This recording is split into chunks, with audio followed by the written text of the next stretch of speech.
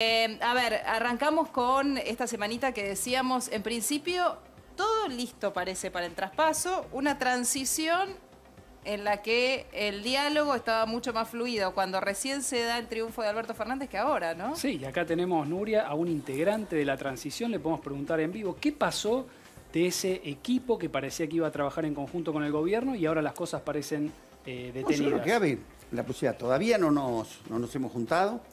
Sí tenemos la agenda, ¿no?, de las cosas que tenemos que charlar con el actual gobierno y creo que lo vamos a hacer en los próximos tiempos. ¿Pero se calmó el dólar y se calmó la transición? No, a ver, lamentablemente nos hubiese gustado, porque hasta ahora creo que la esperanza de la gente a que haya un cambio haga que hoy haya una estabilidad aparente. Al dólar lo paramos a fuerza de prohibir, un cepo que prohibió su compra. Pero cuando uno mira los índices, cayó el nivel de actividad, sigue aumentando la inflación, sigue el desempleo en crecimiento, no paró de caer ningún índice. Y las cosas que se calmaron fue porque la pasaron para después el tema de tarifas, todo eso fue pasado para adelante. La situación sigue siendo muy grave, muy grave. Y el tema de la deuda, que por supuesto, es una de las primeras cosas que se tienen que resolver. Fíjense lo que ha dejado de vencimiento para el primer trimestre del año que viene este gobierno. ¿Pero el diálogo se cortó? No, yo creo que nosotros hablamos permanentemente, bueno, yo en el Congreso tengo diálogo permanente con todos el bloque oficialista, empezó el diálogo con el presidente, lo que sí, los equipos que yo voy a integrar, que lo mío es con industria, igual yo con el ministro de la producción por temas legislativos hablo permanentemente. Los que no nos juntamos, es cierto, a decir esto hasta aquí es lo que queda y esto como nosotros lo vamos a seguir. Eso todavía no se hizo. ¿Cómo cree que está percibiendo la gente esta situación y cuánto bien y cuánto mal hace? A ver, por un lado arrancado con una transición que parecía inédita en Argentina y que de repente por cuestiones que tienen que ver con posturas sobre la política exterior, se frenó. A ver, yo creo que lo primero que apareció es una enorme distensión después de las elecciones. Había toda una visión apocalíptica y resulta que explotó por Chile y por Bolivia y acá una tranquilidad inusitada. Creo que el resultado de las elecciones fue casi mágico en el sentido de un triunfo claro, pero también una oposición equilibrada. Digamos, fue casi la mejor de todas las posibilidades. Y esa enorme distensión, entonces, hizo que bajaran las aguas. Ahora, cuando uno va un poquito más atrás, la brecha está gozando de muy buena salud. Cada vez mejor la brecha. O sea, esta división de los argentinos no se ha separado, no se ha diluido, sino que más bien exacerbado.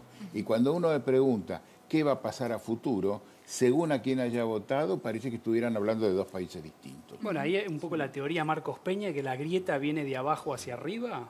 ¿Puede ser así? Yo no estoy de acuerdo. No. Yo creo que se ha ido... ¿O se retroalimentan entre Se ha ido retroalimentando de arriba para abajo. O sea, yo creo que la grieta pareció funcional en algún momento y la historia dirá si lo fue o no. Pero al día de hoy, conciliar esto, ¿saben qué? ¿Dónde no hay grieta? ¿Dónde están todos los argentinos de acuerdo? Que el problema número uno es la inflación. Ahí no hay grieta. No, porque todo el mundo cuando va al supermercado hay paga grieta lo en el mismo. bolsillo, pero a ver, paga lo mismo. También es cierto que hubo una reacción muy importante. El gobierno no abandonaba la grieta nunca, la confrontación nunca. Le pasó después de las PASO al presidente. Salió y retó a la gente porque no lo había votado, estaba enojado, nos mandó a dormir y parece que eso lo aprendió. Toda la expectativa que había negativa es si él hubiera repetido esa actitud.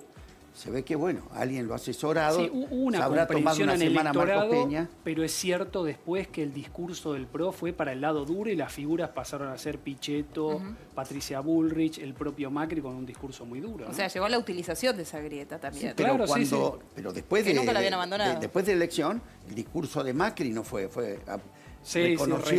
reconoció el triunfo, fue de calma. El terror de todo lo que teníamos era que si lo mismo que había hecho en La PASO salía a negarlo, a enojarse con la gente porque no la habíamos votado y menos amenazándola, ahora van a ver lo que le va a pasar por no haberme comprendido, esta transición hubiera sido mucho peor. Hay que reconocer que en eso el gobierno cambió la actitud. Todas las instituciones están atravesadas por la grieta. ¿Qué pasa en la justicia, por ejemplo? Bueno, la grieta es social, o sea, es desde una mirada de la sociedad respecto de los distintos actores del sistema. Así que obviamente hay una mirada dividida también sobre lo que es el sistema de justicia, de acuerdo, en algunos casos un punto de vista ideológico y después de acuerdo en otros casos de cómo funciona la justicia y qué es lo que debiera ser y para dónde debería salir.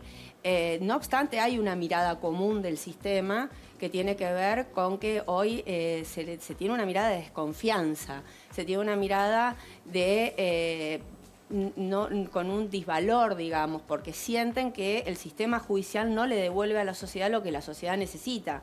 Y el sistema judicial lo que tiende es a pacificar. Claro. O sea, es un pacificador. Claro. Es decir, nosotros tenemos conflictos entre los ciudadanos, sí.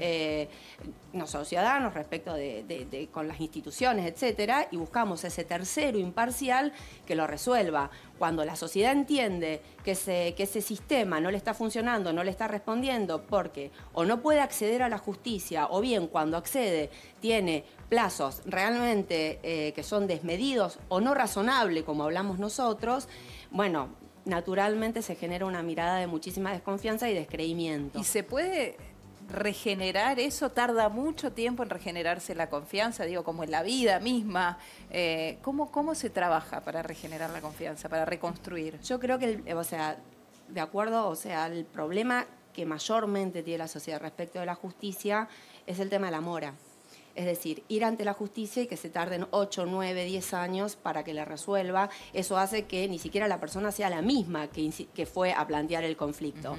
Y además porque el ciudadano, para nosotros los justiciables, no tiene inmediatez con el sistema. Uh-huh. Muchas veces trata exclusivamente con el abogado o alguna vez en el proceso accede a un juzgado para ser escuchado. Desde ese lugar el sistema impera la solución. Uh-huh. Yo creo que la solución tiene una doble vía. Primero, repensar la territorialidad del sistema de justicia, es decir, dónde están ubicados los juzgados y las cámaras, porque nosotros tenemos una extensión territorial terrible. Uh-huh. Y eso hace que muchos ciudadanos no accedan porque tienen 400 kilómetros, 500 kilómetros para acceder, digamos.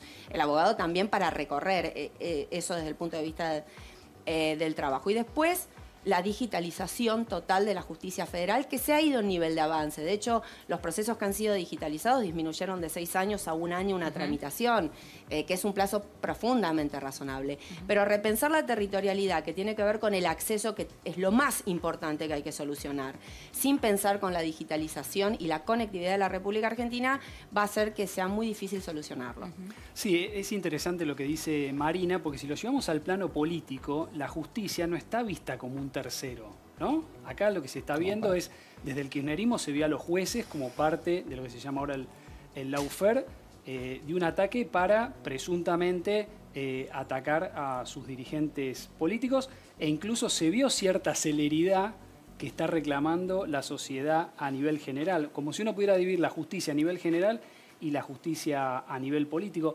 ¿Qué esperan? ¿Hay transición en la magistratura, digamos, y ya conversan de lo que puede llegar a ocurrir después del 10 de diciembre? Bueno, el Consejo va a cambiar a sus actores.